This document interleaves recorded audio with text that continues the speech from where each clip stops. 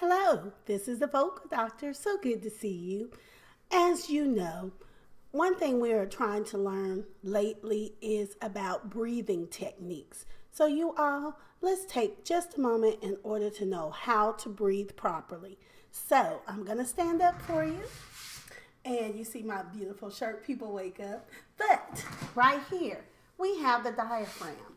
The diaphragm is located above the belly button, in between the ribs.